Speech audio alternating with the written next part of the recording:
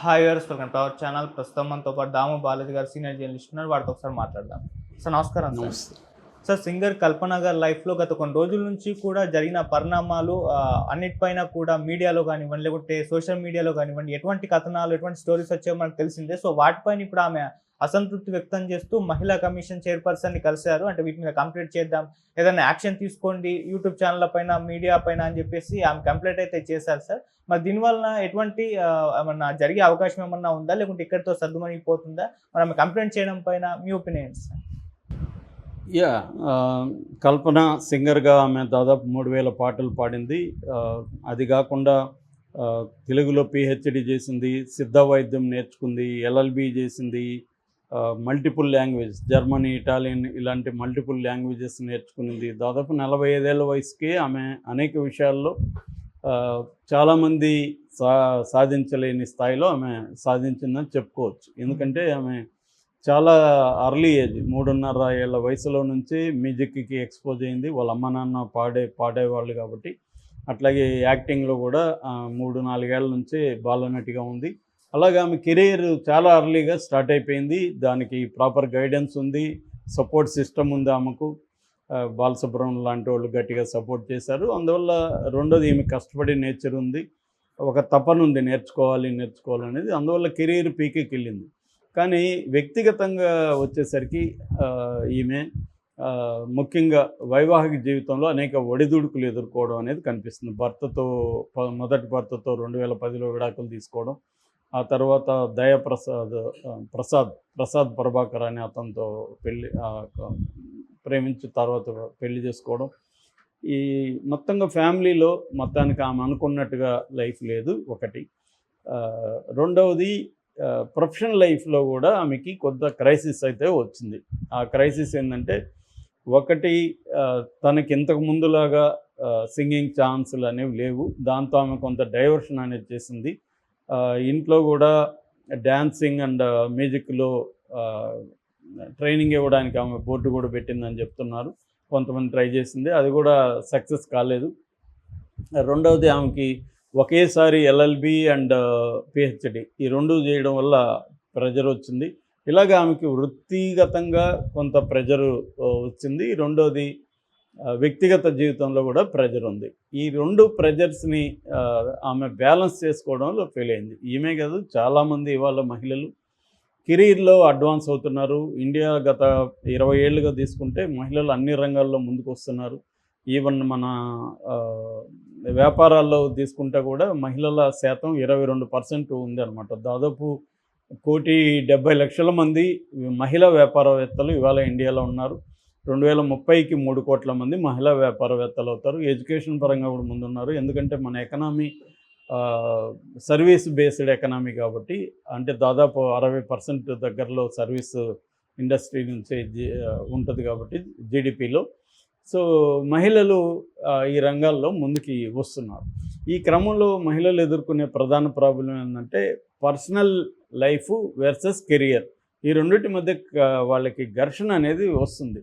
ఎందుకంటే మగవాళ్ళకి వ్యక్తిగత జీవితం కంటే ప్రొఫెషనల్ జీవితంలో ఫోకస్ చేయడం ఈజీ.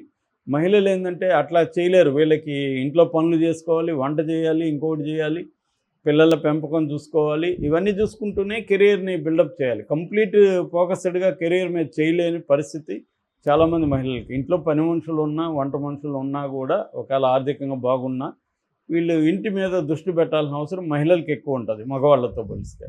అందువల్ల వీళ్ళకి ఎక్కువ ఛాలెంజెస్ ఉంటాయి.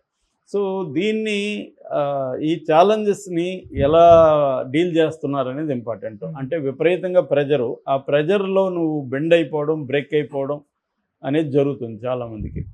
సో ఈ క్రమంలో ఏంటంటే వాళ్ళకి పిల్లల నుంచి, భర్త నుంచి, లేకపోతే కుటుంబ సభ్యుల నుంచి సపోర్ట్ అనేది కావాలి. ఇది లేనప్పుడు ఇంకా ఇబ్బంది అవుతుంది. సో ఇవన్నీ బయటకు వచ్చాయి ఇప్పుడు. అంటే ఆమెనేదో మన వ్యక్తిగతంగా ఆమె జీవితాన్ని గురించి బయట మాట్లాడడం అనేది కాదు, ఆల్రెడీ పబ్లిక్ డొమైన్లో ఉన్నదని నేను చెప్తున్నాను. రెండోది జనరలైజ్ చేసి చెప్తున్నాను.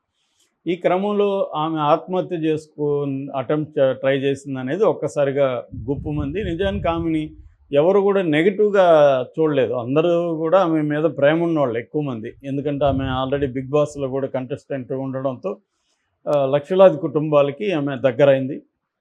తర్వాత ఆమె పాడిన పాటలు విననోళ్ళు ఎవరు ఉండకపోవచ్చు. అందరూ ఏదో ఒక సందర్భంలో వినుంటారు. ఆమె పాడిందని తెలియకపోయినా ఆమె పాట వినుండే అవకాశం అందరికీ ఉంది. పాటలు వినే తెలుగు పాటలు వినే ప్రతి ఒక్కరు ఆమె పాట వినుంటారు.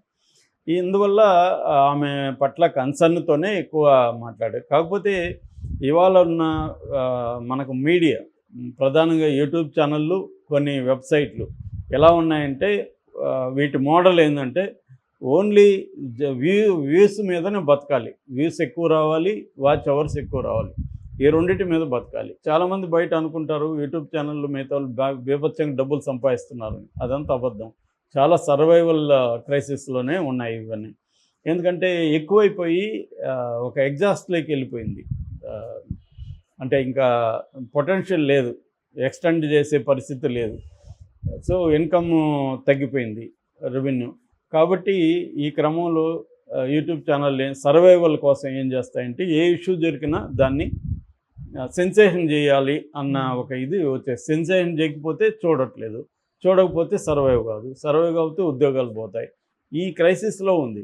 దీనివల్ల ఏమవుతుందంటే చాలామంది ఇండివిజువల్ సఫర్ అవుతున్నారు. వ్యక్తులుగా ఉండేవాళ్ళు వాళ్ళ జీవితంలో ఏం జరిగినా, అది చిన్నది జరిగినా పెద్దది జరిగినా దాన్ని మ్యాక్సిమం ఈ మీడియా దాన్ని ఇచ్చేస్తుంది.